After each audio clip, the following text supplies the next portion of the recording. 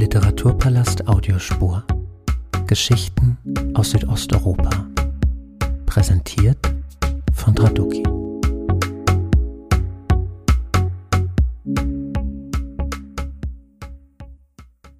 Ich begrüße Sie ganz herzlich zu diesem Audioformat, in dem ich mich heute mit der Schriftstellerin Tatiana Țîbuleac unterhalten möchte. Bekannt wurde die moldauische Autorin im deutschsprachigen Raum mit dem Roman Der Sommer, als Mutter grüne Augen hatte aus dem Jahr 2021. Seit wenigen Wochen liegt nun auch ihr zweiter Roman Der Garten aus Glas auf Deutsch vor. Beide Bücher sind in der Übersetzung von Ernest Wichner im Schöffling Verlag erschienen. Im Fokus unseres Gesprächs wird der aktuelle Roman stehen, das soll uns aber nicht daran hindern, immer wieder auch auf den Erstling einzugehen, weil es ja doch einige interessante inhaltliche, aber auch sprachliche und strukturelle Parallelen zwischen den Texten gibt, so meine ich. Die Autorin und ihr neues Buch werde ich Ihnen gleich im Anschluss auf Deutsch vorstellen. Das Gespräch führen wir auf Englisch. Tatiana Țîbuleac lebt seit vielen Jahren in Paris und genau dort erreichen wir sie heute auch. Tatiana, I'm very happy to have you on my podcast. Mara from Schöffling told me you travel a lot, so I'm very glad you found the time to talk to me today. Hello from Vienna to Paris. Hello, and thank you for your invitation. I was a bit carried away by the sound of a language I don't understand. So, yes, thank you for having me here. And before we talk about your book, I'd like to introduce you and your work briefly, and to do so I'll switch to German again. Tatiana Țîbuleac wurde 1978 in Chișinău in der ehemaligen Moldauischen Sozialistischen Sowjetrepublik geboren und studierte Journalismus und Kommunikation an der Staatsuniversität Moldau. Sie arbeitete lange Zeit als Journalistin und Moderatorin sowie für UNICEF und lebt seit 2008 mit ihrer Familie in Frankreich. 2014 erschien ihr erstes Buch Fabule Moderne, eine Sammlung von Kurzprosa. 2017 folgte dann ihr Debütroman Der Sommer, als Mutter grüne Augen hatte. Das Buch wurde mit gleich mehreren Auszeichnungen bedacht, beispielsweise mit dem Preis des Schriftstellerinnenverbandes der Republik Moldau und dem Preis der Zeitschrift Observatoire Cultural. 2018 erschien ihr zweiter Roman Der Garten aus Glas, für den sie ein Jahr später mit dem Preis der Europäischen Union ausgezeichnet wurde. Die deutschsprachigen Ausgaben der genannten Romane liegen, übersetzt von Ernest Wichner, im Schöffling Verlag vor. In Der Garten aus Glas beschäftigt sich Tatiana Țîbuleac mit dem Aufwachsen in der moldauischen SSR in den 1980er Jahren. Protagonistin und Erzählerin des Romans ist die in Rumänien lebende Chefärztin Lasztoczka, die rückblickend in vielen kleinen Episoden von ihrer Kindheit in Chișinău erzählt. Von einer entbehrungsreichen Kindheit, geprägt von harter Arbeit und Gewalt. Ihre ersten Lebensjahre verbringt das Mädchen in einem der vielen Waisenhäuser des Landes. Lange Zeit weiß sie nicht, ob ihre Eltern tot oder noch am Leben sind. Im Alter von 7 Jahren wird sie von der Glassammlerin Tamara Pawlowna adoptiert, die dem Mädchen den Namen Lasztoczka verleiht, auf Deutsch Schwalbe. Tamara Pawlowna verdient sich ihren Lebensunterhalt durch das Sammeln von Glasflaschen, zur damaligen Zeit ein wertvolles Gut. Das Mädchen adoptiert sie auch deshalb, weil sie sich bei dieser mühsamen Tätigkeit Unterstützung wünscht. Sie beutet ihre Adoptivtochter aus, setzt sich gleichzeitig aber auch dafür ein, dass es diese zukünftig besser haben wird. Sie will sie auf das Leben vorbereiten und dazu gehört zunächst vor allem, dass sie Russisch lernt, unabdingbar für eine Karriere und einen gesellschaftlichen Aufstieg im sowjetischen Moldau, in dem die rumänische Sprache massiv unterdrückt wird. Lasztoczka wächst nicht nur bei ihrer Adoptivmutter auf, relevant sind auch die vielfältigen Beziehungen, die sie zu den Nachbarinnen und Nachbarn ihrer Hofgemeinschaft unterhält. Fürsorge und Sozialkontrolle gehen dabei Hand in Hand. Nicht nur hinterfragt Țîbuleac in ihrem Roman das starre Konzept von Mutterschaft und Familie, es gelingt ihr ebenso mittels dieser diversen Gemeinschaft, bestehend aus moldauischen, jüdischen, ukrainischen, gagausischen und russischen Stimmen und Perspektiven, ein facettenreiches Panorama der Gesellschaft Chișinăus in den 80er Jahren zu entwerfen. Tatiana, I just gave a short summary of your new book, The Glass Garden. However, I'd like to start our conversation talking about your first novel, The Summer When Mother Had Green Eyes. Your book was very well received in the German-speaking countries by critics and readers alike. And I was talking to a lot of people about your book. Most of them loved it, but some were a bit irritated. In a way, the book did not really meet their expectation. There is a... Did they have children? No, the expectations concern something else, because some wondered, there is this author from Moldova, but the book deals with people living in UK, Polish migrants, and for the most part, the book is set in northern France. And it seemed like authors from smaller or less known countries are expected to deal with exactly these countries and topics associated with it. How did you feel about the reception of your book, or of you as an author that grew up in Moldova? Yes, I'm being often asked that question, and I did my best with the second book to be, clear where I'm coming from. And I placed the second book exactly where I grew up, in Chisinau, in my courtyard, in a very specific geographical point. But going back to the first book, yes, it was a bit of Babylon, if I think. I don't know why I did that. I asked myself many times, why did I do that? Why did I run away from the place I was born, from my language, from everything which meant Moldova and Moldovan realities? Probably because I moved to Paris, and when you are, newly migrant, somehow you want to be more cosmopolitan. But not even that. I just felt that I want to write a book which doesn't have necessarily a very clear geographical place. I did want to write a book about people, about no time, no names even, because the mother doesn't even have a name in the book. I just focused on a feeling. I do this every time I write. More than a story, I follow a feeling. So in that book, I followed lots of fears, less so names or countries. But I liked writing it because it was a bit like I felt, nowhere and everywhere in the same time. Probably that's why it connected so well with an international audience as well. Because it's probably a book for everyone, in a way, who wants to read it and is not scared of first 20 pages, I believe. Yeah, and connected very well, because usually it's quite difficult for authors from Eastern European or smaller countries to get translated. And this book was translated into many languages, and I read online that it was specifically successful in the Hispanic world. Do you have any idea how this came about? I'm not connected at all, to be honest. I'm talking to you now from my desk in my garden, and this is where I'm writing as well. This is when I'm eating and I'm feeding my children. So this is my connection, to be honest. I don't know what it was, luck or enthusiasm from translators, or it was something, but it wasn't me, definitely, because when I write my book, I don't even want to reread it. I just give it away, and then the book connects itself.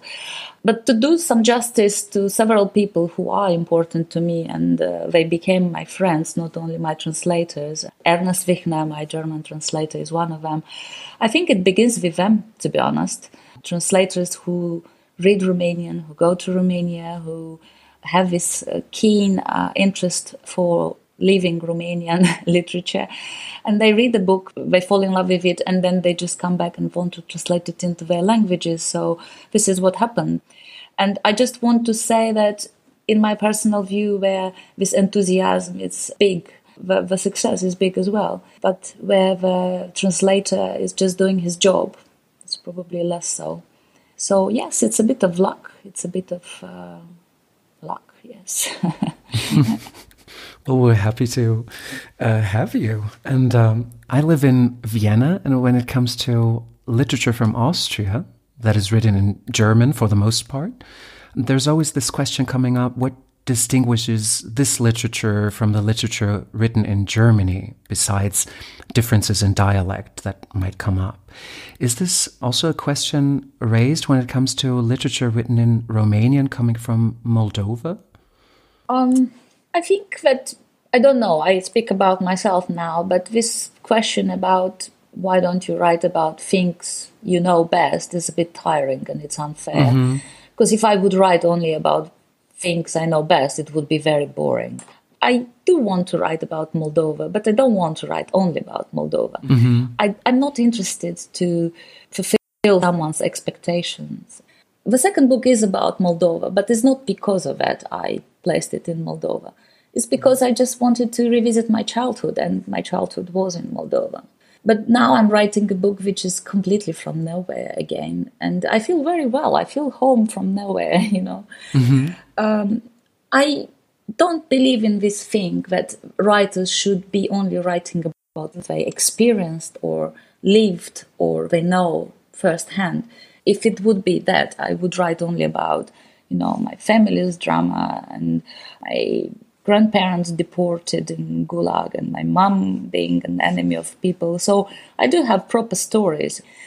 But I don't know, I just, at the moment, I don't feel comfortable writing about them. Maybe I'm not good enough for them. Maybe this is in my head, but other things are interesting for me. And when you're pushing something which you don't really want to write about, I think it's false, and false is worse. You know, you can write a bad book for other reasons, but not because you are false in what you're saying.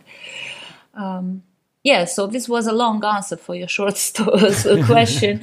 Yes, I don't believe that writers should be only writing about their countries and their languages and their wars and their deaths. They should be writing about everything else as well. Mm-hmm.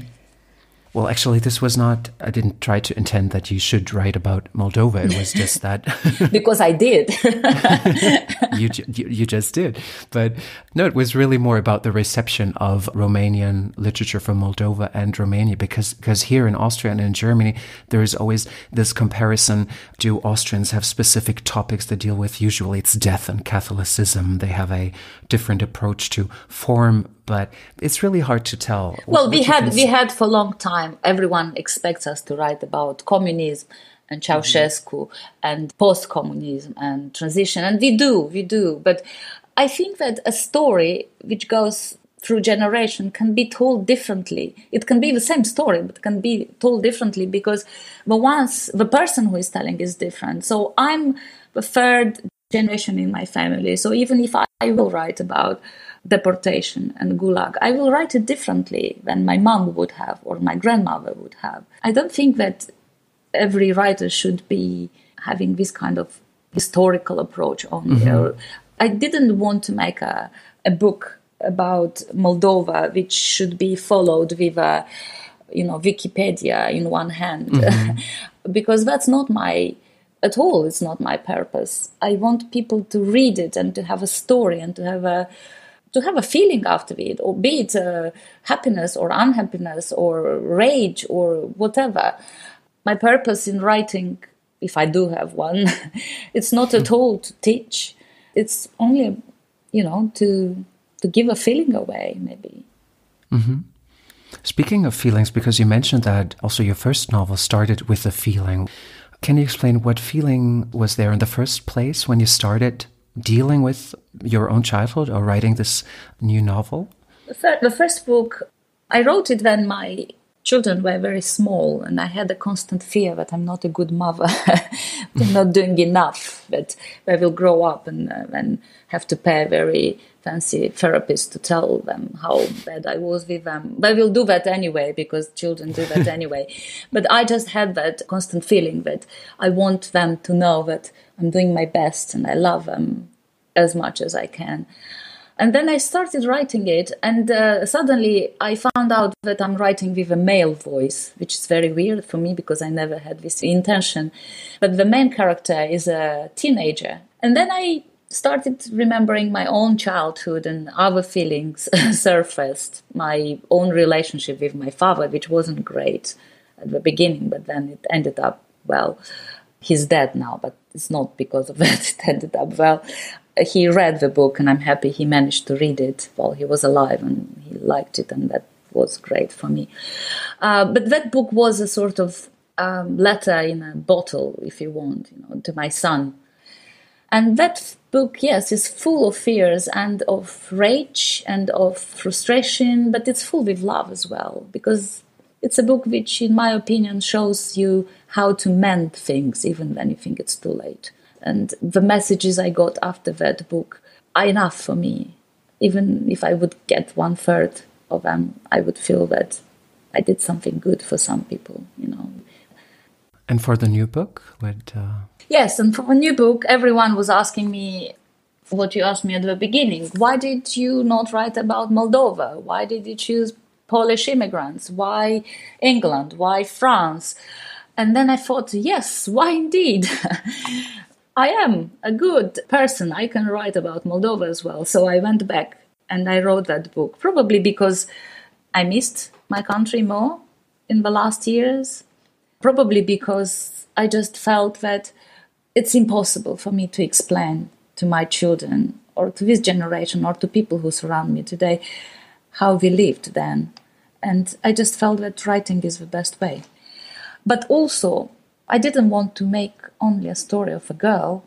It's also a story of a country in a way, because the girl and the country, they grow up together.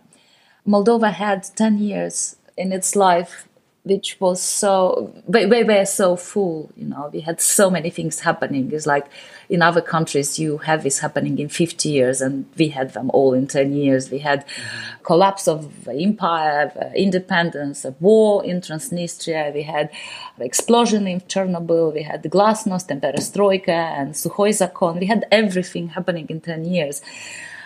So for me, this is a book of Moldova as well, and the book of a girl, me probably, but not only me, my generation, I suppose. Yes, so I wrote it because I could. Now, I have to make clear again, I'm totally fine with you writing about any country or character. I know you are. I was just surprised by the reactions. Just to finish this, I find more and more Eastern European writers, they write not necessarily about their countries, and I wonder why it's so important for us. It's probably because when we emigrate, and we do migrate a lot, I think it's just that we have this thirst for stories, and even if we say a story of a country we are now, we still go back to our roots. For me, when I read a book written by an Eastern European author, even if he or she ran away, she will still use, smells and food and traumas from their own childhood. So it's impossible to hide for us, as you can see. We will be always asked, why are you so cruel with your characters? Why they drink so much? Why so much violence? Why so much prostitution? Well, because we know these things, and you can't hide. You can change your name, you can take a pseudonym, you can place your book in France or China or south of Italy, but you will still be writing about things you know best and annoy you most. Yeah, so probably we are trying, but not hard enough. I will ask you about your cruelty later on. Oh, thank you. So here I am. I'm coming to what I know best. And one parallel between the books is, so they both deal with growing up, basically, right? Just in a very different way. Yes, it's a good question. I like the past. When I speak to people around me, they talk a lot about future. And I nearly never speak about future. I don't have any plans for the future. Most of my life is still in past. I have so much things to say about past. Future is what? I mean, we can't. It's like a joke. You don't know what is future. You can make plans, but you don't know what's going to happen today after this conversation. But in past, you know exactly what happened. You know exactly what should have happened. You just can go back there and sit on a bench and spend the day, spend the month, write a book, talk to your friends. Yeah, I like past. So I will probably go a lot to my past, but because I'm not so old yet, my past is still childhood mainly. But maybe with age, I will write about adulthood as well. Who knows? So your book starts in the past, in the mid-80s, and it begins with the birth of the protagonist and narrator Lastoshka. And it's not her birth in a conventional sense, but a kind of rebirth. She spends the first years of her life in an orphanage, then gets adopted by a woman called Tamara Pavlovna, who earns her living by picking up glass bottles, who works as a glass picker. And immediately a major problem becomes apparent because Lastoshka does not understand Tamara. She grew up speaking Moldovan and Tamara speaking Russian.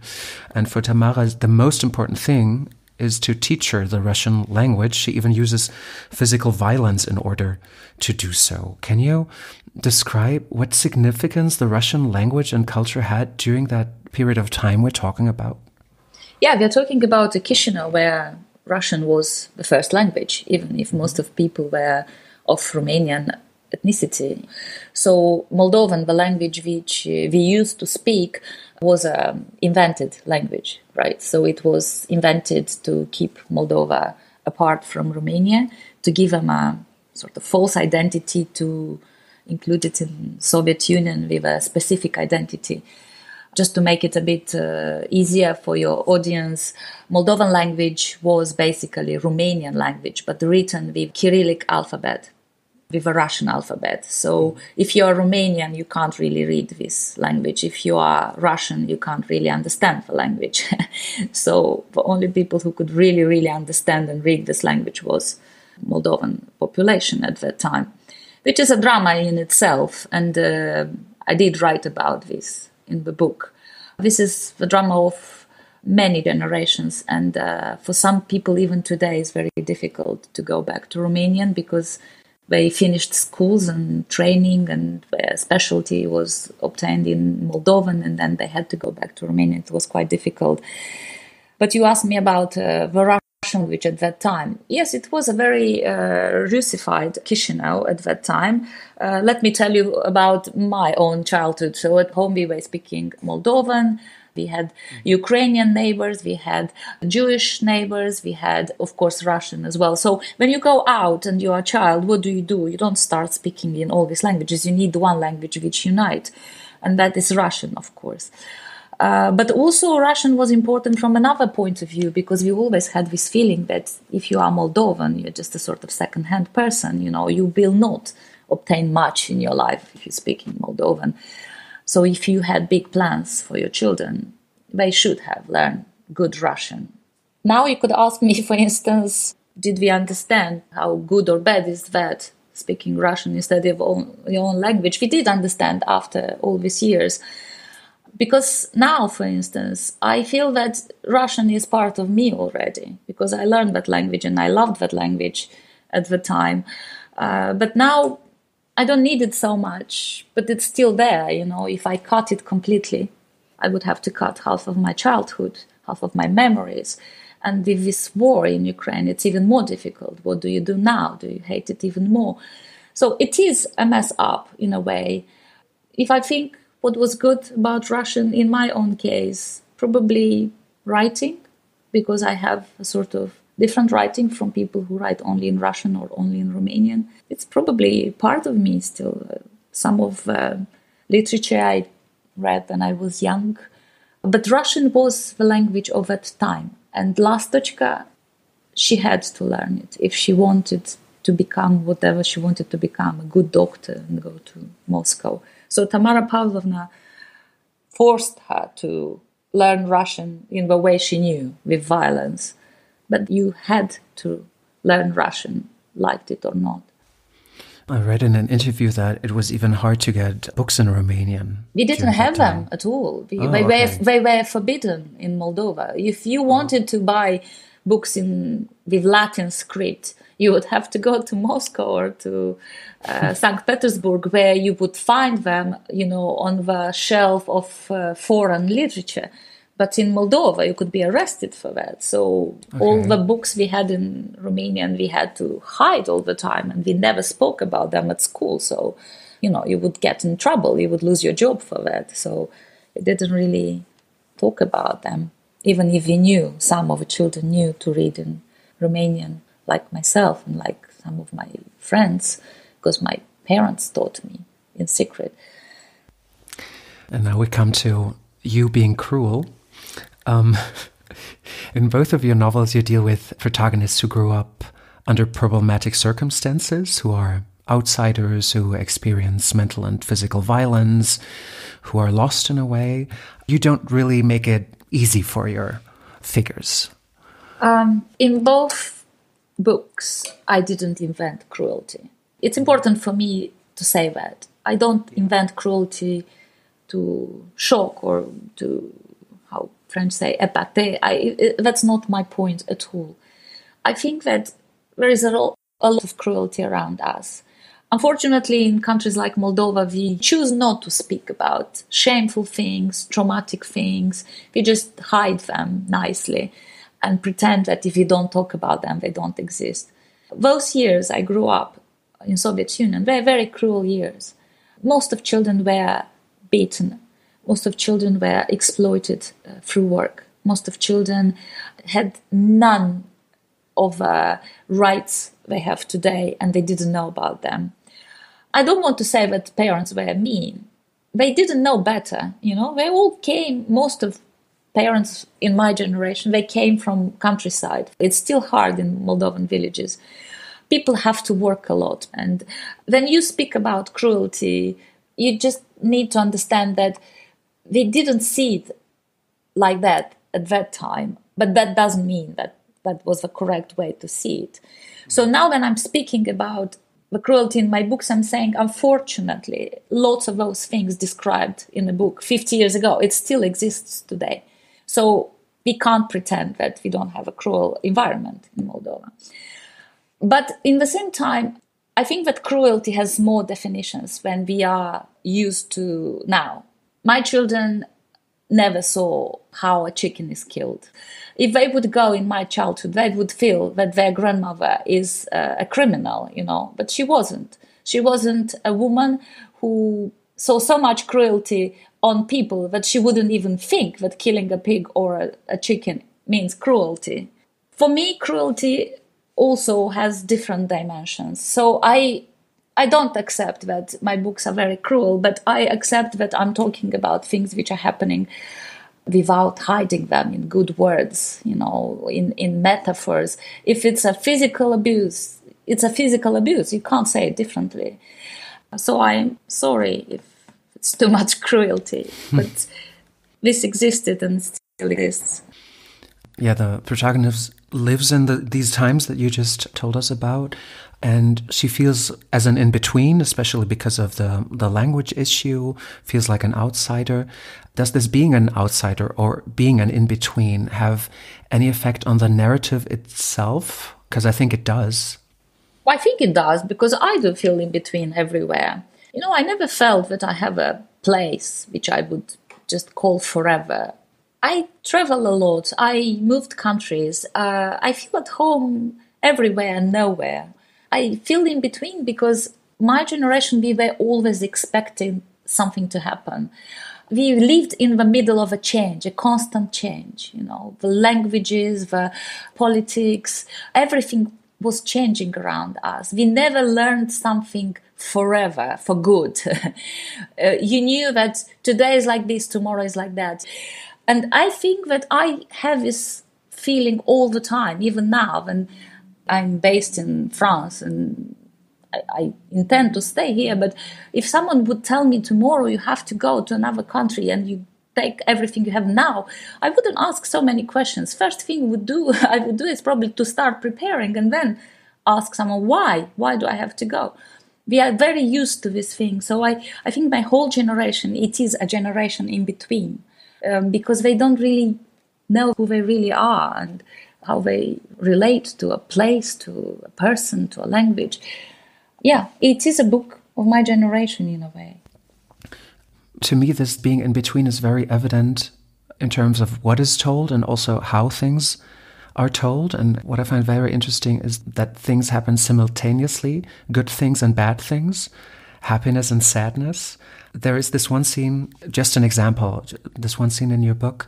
We found out that Lasztochka now works as a doctor in Romania. The hospital she works for is new on social media, and her colleague named Floreța Florescu asks questions from the online community, ending up having to ask a question on deflowering, defloration. So there is this joke, and right afterwards we find out about a mother losing a child. She enters the building as a mother and leaves it as a grave, which kind of kept me in awe because all these things happening at the same time. And I think this is also part of this identity of having to deal with, how do I say this in English? Life is, in my experience, is never only good or bad.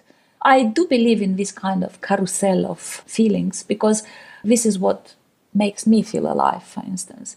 I experienced the power of death since I was a child, and I'm not afraid of death. I'm writing about death in my books a lot, but death was always somewhere around us. I have 2 sisters which died, and just to tell you why probably this cruelty comes all the time. My sisters died because of medical system. And just to imagine that no one could be blamed. Imagine a woman. My mom is that woman from the book. She went the mother and she came out a grave. Because you go with a child on your hands and you come out with your dead child. But no one says sorry because no one is guilty. You know, they just made a mistake. But in that time, what can you do? You can't do anything. You can't complain. You can't ask for what? For money for your dead child. You can't do that either. You just come out with your dead child and you go home and you just take it as it is. Your child is dead because of someone, but no one is going to say even sorry. And that happened a lot on different paliers, you know, on different levels. Like when they lost their monies. Imagine millions of people, they just lost their money in one night and they go to bank and they say, where are my money? And they say, forget about them. So what do? Some people lost their minds. I remember some of my neighbors losing their minds. Some people just came home and said, okay, so we lost everything. What do we do? What do we do for dinner? Did you do your homework for tomorrow? So this is the cruelty of that space because things are happening to you. Cruel things are happening, but no one is answering for them. So I'm even surprised when I have a problem and someone tries to solve it because it's very weird for me that someone actually wants to solve your problem. I found a video on YouTube of you talking about the power of storytelling, and your talk is called The Needle and the Thread.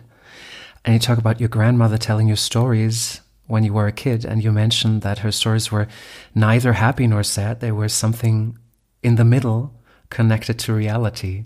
And I kind of sense an influence here on your own writing. Would you agree? Yes, I agree. As I explained, I think that I'm the luckiest from my whole family. This is the first time in 3 generations where life is sort of predictable. And my mother and my grandmother, they didn't have this luxury. Things were bad for them, but they still are more optimistic than me.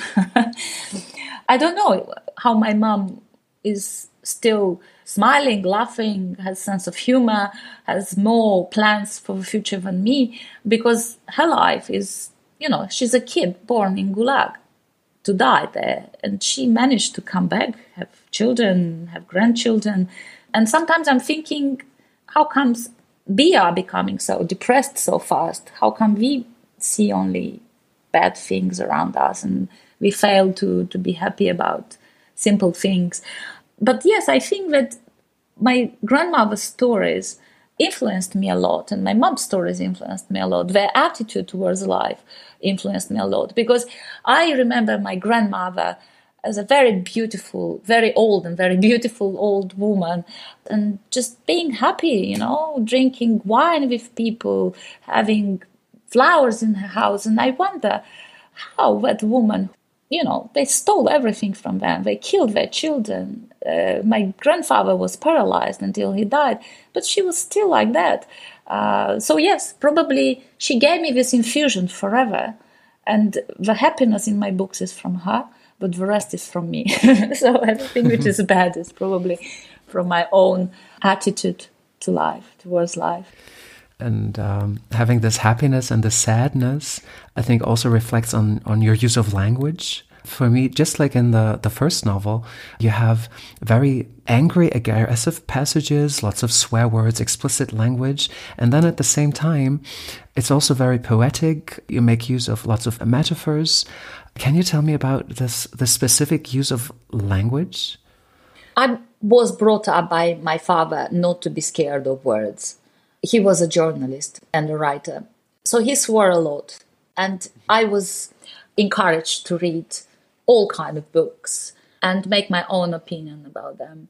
We were not afraid of words in my family. And I'm doing the same with my children. I told them that, this thing that words can kill, you shouldn't swear. I don't believe in this, because words, yes, they could hurt and kill, but a word is not a bullet, I think that they should know that in a language, you learn how to deal with words. And sometimes explicit language is the only way to say something. If it's done in purpose or only to shock the reader, I don't believe in that. But I believe in a live language. I'm very easy with the languages. I'm not afraid to make mistakes in a language. I speak badly, 5 or 6 languages, badly, I repeat. But I'm not afraid to speak in each of them, because I think this is an act of friendship. If I have an English person in front of me or an Italian person, I'm trying to speak their language, and they should love me for that. So that's why I don't understand this inutile, words about accents and about purity of languages. I think that speaking languages is an act of friendship toward the person in your front. So some languages I know better, some languages I know worse, but I know that in some countries I will go and I will speak their own language instead of starting finger talk or something like that. Mm-hmm. Lastochka has to think about languages a lot, because she's basically forced to learn Russian, and it's really about the nuances. But literature doesn't really play a big part in her upbringing. Only very late in the book she starts to read. She starts reading fairy tales. She tries to get a hold of every book she can get, and later on she's introduced to Romanian literature and poetry by her neighbor Radu, and gets to know the poetry of Mihai Eminescu and Nikita Stănescu.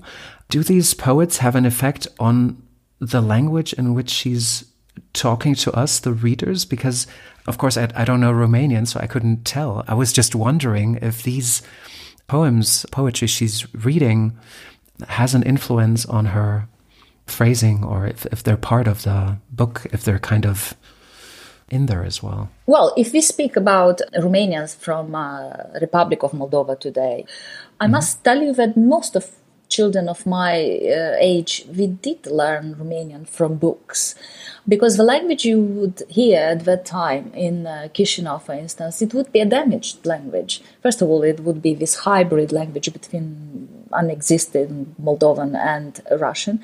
But second, yes, books were very important, because you would learn from Romanian books how to speak properly, and then if you have luck, maybe with a good teacher, you would improve.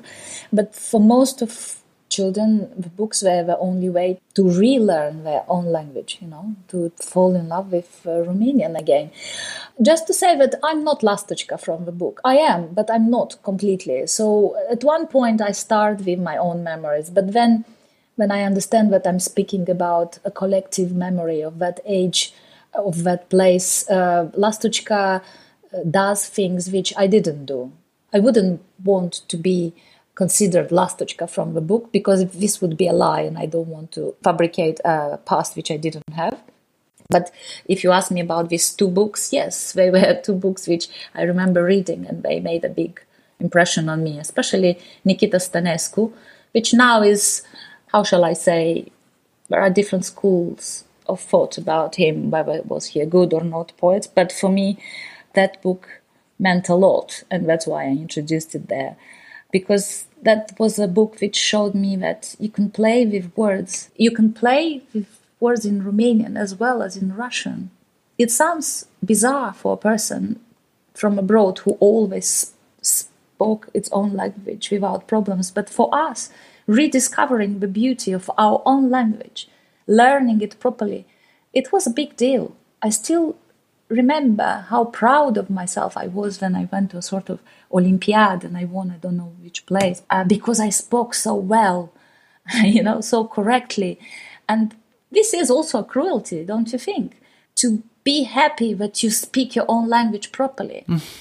I mean, I can't imagine my children coming home and saying, oh, I did well because I spoke so well in English or in French. And I say, okay, but what do you mean, English and French?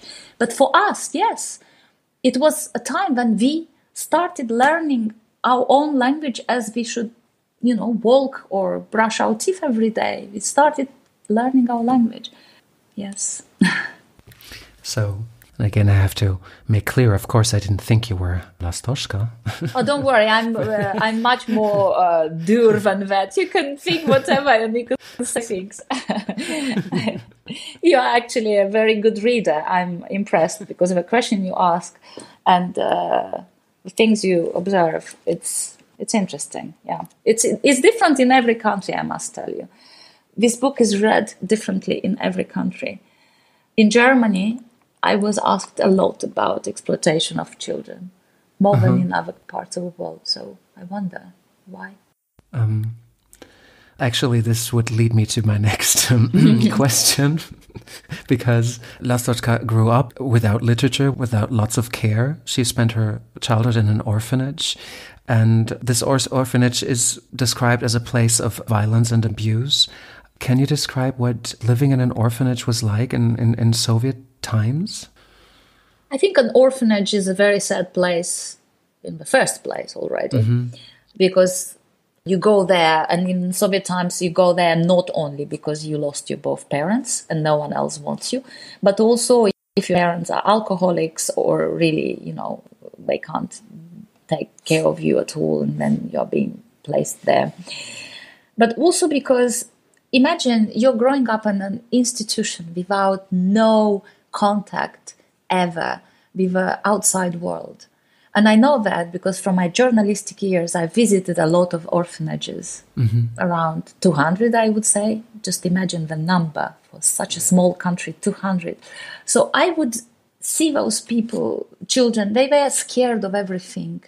But mostly they were scared of a day when they should have come out and start their real life. Because imagine you live in an orphanage where you are being given clothes, food, someone is washing for you. So you are there, it's just like a prison, You don't know how things work in real life. And then you're 18, you are just brought out of the orphanage and left on the street with any contact anymore. So you are on your own.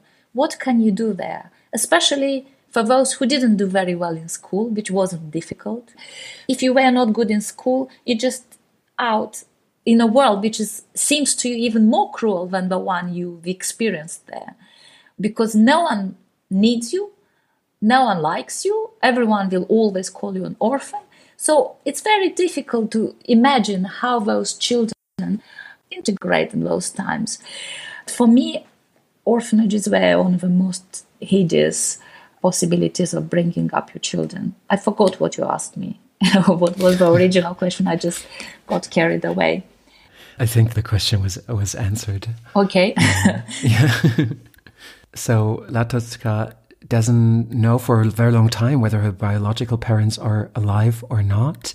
They don't appear directly in the text, but however, sometimes she addresses them. She speaks to them directly, as if the book is some kind of letter to them. Yes. Could one say so? Yes, it is, and it's very much so. But the important thing is that for the half of the book, she thought that they are dead, because this is what she was told. But after that, when Tamara Pavlovna brought her home, already when she was older, she told her the truth, that they are not dead, that they are alive, but they had to flee the country. And her drama starts then, because in her mind, until they were dead, she knew exactly who she was. She was an orphan child. But then she finds out that her parents are alive and they never wanted to see her, or for a reason they never come to see her or to find her. And then she becomes the double orphan in a way, because it's one thing when you know that your parents died, and another thing when you know that your parents dumped you. So I think that in one of her letters to them, she says, in her thoughts, not letters, but maybe both, she says, like, I loved you more when you were dead. Because I know, I met a lot of children in orphanages, when they find out that their parents are actually alive. They don't know what to feel. They don't know whether to hate them or to love them, to be happy. Most of them, I must tell you, they were not happy. Imagine, they were not happy to find out that they had parents alive, because that will mean that all their life is a mistake, because you feel hated by your own parents, and that is a horrible feeling. When you know that it's a tragedy which made you orphan, you take it easier. You have more ambition. You somehow have this link to your parents. You speak to them in your mind, and you know that if they would be alive, they would love you. But when you know that they didn't love you, and that's the reason why you're sent to orphanage, that is a horrible thing for a child. And I only met 2 or 3 children who reconnected with their parents, but most of them, they didn't want to know them. Because the book sometimes resembles a letter, maybe the sentence was important to me. There is this one passage in your book, and it says, "A story, even the shortest and the saddest, takes care to let justice be done." Yes, it's one of my favorite things. This is my motto, but I hide it in someone else's mouth. And that's what I was wondering, if how this applies to your book, because it felt like a motto. Yes, it is, because I do believe in stories. I do believe stories connect in a way which nothing else can connect. Maybe only a fresh bread. I tell stories to my children. I heard lots of stories from my mom, from my grandmother. I believe that in stories you can make things right, which life not always can make. Yes, and I feel that without stories, our lives will be unnoticed. But if a story lives, you can just retell it, improve it, lie a bit, make it colorful or dark according to your needs. But the story is there. The story has an own life. And the kind of justice you talk about it is just to tell these stories, to make them accessible? Maybe yes. I think so. But also for myself, I suppose. Sometimes I think that I'm doing through my books what I didn't do in real life. Maybe I can be better there. Maybe I can be more fair. Maybe I can say sorry in a way I can't do in real life. It's a selfish act, writing. I don't believe in this kind of altruism through writing. I don't believe in it. I think that when we write, we are very selfish. Also kind of selfish and good and caring, and the opposite of caring is Tamara Pavlovna, the very ambivalent figure that gets Laszloska out of this orphanage.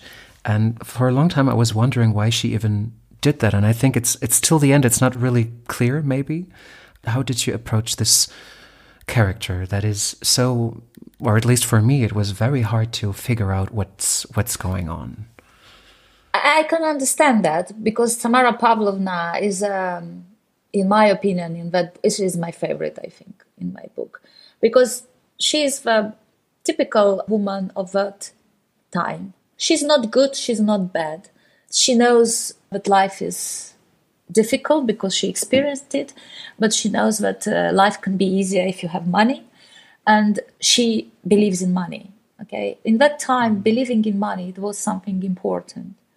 So she brings Lastochka home for 2 reasons. She's old and lonely, and she wants to have a companion, but she's also too old maybe to work so much, so she needs a helper. But she also needs to give to someone everything she gained in life, like money, the apartment, everything she worked for so hard. So she takes this little girl and she tries to make a person, like a good person out of her, but she does it in a way which today seems cruel. But I wouldn't be quick to judge Tamara Pavlovna, because Tamara Pavlovna doesn't know better. She didn't go to parenting schools. She brought up her own brother. She's unmarried. She's an old woman. So when she brings up Lastochka, she's exploiting her, but exploiting in her mind for her own good, because she is not greedy for herself. She's greedy for them both. She wants her to become a doctor. She wants her to become rich. And she's giving all these things to the little girl. But unfortunately, in a way which makes Lastochka becoming like Tamara Pavlovna, in a way. And here's the drama, because Lastochka probably wants different things in life. Maybe she believes not in money. Maybe she believes in poetry, for instance. And then she's asking herself all the time, why do we need to work so much for money if we don't need money?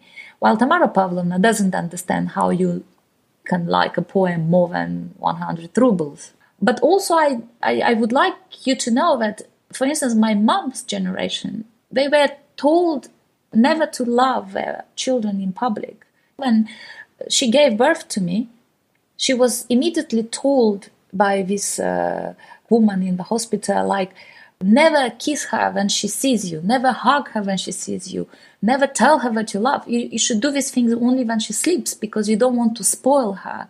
And now think about how we are raising our children today. Some of those advices would feel like very wrong. But I grew up in times when parents never told children that they love us. They thought that their gestures and their care is enough. They were always encouraged not to tell children that they love us. Because if they feed us, if they clothe us, if we are going to school, if they take us to holidays, that is enough. Especially for fathers. You know, the father's attention was very scarce. So we are very different today in parenting. That's why some of the things Tamara Pavlovna did seem so violent today. But maybe not for children born in Soviet Union, because even those who had families and have been loved, they will feel that they've been treated the same like Tamara Pavlovna treated this orphan, just because this is how children were treated at that time. So I think that this relationship between Lastochka and Tamara Pavlovna is a very typical relationship between a parent and a child from a not very well-off family, where the work was involved all the time, where the difficulties were there. So it's love and hate, but not in purpose. Yeah, I think it's really interesting how you deal with motherhood, because like you just explained, this was a very typical situation. This is how kids were treated. But on the other hand, you deal with the concept of family in a different way, because although Tamara is not always there, sometimes she's in Russia or gone or is out for work, there are always other caregivers or attachment figures there, because they live in a courtyard with lots of neighbors. And basically each and every one of them seems to be kind of involved with raising the child. So you are very correct. This was exactly that. I mean, you would always have neighbors. You would never have a babysitter, nanny, things like that. It wasn't very open living. Everything was in everyone's eyes. You didn't have secrets on that time. This was the concept of Soviet Union, to be honest. Mm-hmm. You don't have secrets. You are the same. You're not better. You're not worse. You are just the same. Everything was the same. We had the same furniture, we had the same clothes, we had the same food. We didn't have anything unique. Being different meant bad. So parents would leave in the morning for work, and children would go by themselves to school, study by themselves, come home doing their homeworks by themselves. We didn't have parents involved in that things. I'm not talking only about myself. I'm talking about all my friends. I don't know parents who helped their children for homeworks. We cooked for ourselves if needed, and then we come out, and then there's always a babushka there, always an old woman or 3 old women or someone to keep an eye on their children, not her children, their children. We did not have this fear of outsiders, of people, because everyone somehow minded their own life. It's impossible now even to think about this concept, because, as you know, I don't know if you have children, but we need to be with children most of the times. We need to take them to places, to bring them from places. We need to be constantly involved in their school life because we are asked so. In that time, things were very separate. Everyone had their own place. We had very different times in day for different things. So I think that is right that Lastochka was alone a lot, but we were alone a lot, even without feeling alone. When your parents are at work, you're not alone. You're just waiting for your parents to come. It's just a different way of raising children. Maybe now this is possible in some rural areas, but definitely not in Europe. Definitely not in big cities where things are just not possible anymore, I think. It's a good question, why not? What I found interesting about the neighbors is that They're not only an alternative family, they also kind of, because you, in the beginning you mentioned you didn't want to write some kind of history book or some kind of Wikipedia article. The book is set in Chisinau, and I had the feeling that I learn a lot about the city and the time, although no places are mentioned, no streets are named. I think the community of neighbors, this microcosm or island, as it's once called, kind of provides the insight into the city and the Moldovan society, that this microcosm works as the number of people, they kind of like a puzzle. I'm glad you're saying that. I even know some people from abroad, from foreigners, who went to Chisinau and did this tracé, we did the whole trajectory of Lastochka going to school and going through the Chisinau with the bus and everything just to find out the places from the book. I loved that. And they sent me photos, going to the monuments and to the parks and everything, and to these old-type Soviet blocks which are still there. So, yeah, maybe Chisinau doesn't need to be named Chisinau. And I'd like to move on to the last question. Usually have a hard time thinking about the last question this time as well, but it's still something that interests me, because having read The Summer When Mother Had Green Eyes, in which, of course, the color green plays a big part, I was very alert concerning color symbolism in your new book. And I do have the feeling that this time blue is very present, associated with lots of things. I think even in one of the first sentences, there's a blue lamp or blue light. Yeah. The apartment of Tamara Pavlovna, especially her bathroom, is drowning in blue. And later in the book, Lastochka finds a topaz. Yes, I was obsessed by blue. You are right. This is the color of my childhood. Also probably because we didn't have so many colors at the time. Everything was gray and mostly ugly. But also my father loved blue. For him, the blue was the color, and he would insert this blue word everywhere. He could say, like, look at this blue silence, or it's so blue and beautiful. I remember this blue being with me all the time. But also because blue was very present in the sort of decorations in Soviet Union. While in the first book, the green is because it's my personal obsession. I'm not obsessed with green, but I'm obsessed with eyes. And for me, green eyes are the rarest. So probably I just wanted to make mother's eyes very rare. And green was the color. So is this something that you will stick to also in your new book? I don't know. Well, the new book is even more bizarre than the first one. So I don't have yet a color there. Thank you for telling me. I need to go back and see if I can insert some. So I'm looking forward to it. And Tatiana, thank you so much for talking to me. It was a big pleasure. Thank you. Yeah, I think we had an interesting talk. You'll have to edit a lot, but don't worry. You can just check out things which are repeating themselves, and you can edit. You have all my support in taking off or adding or whatever. It's going to be good.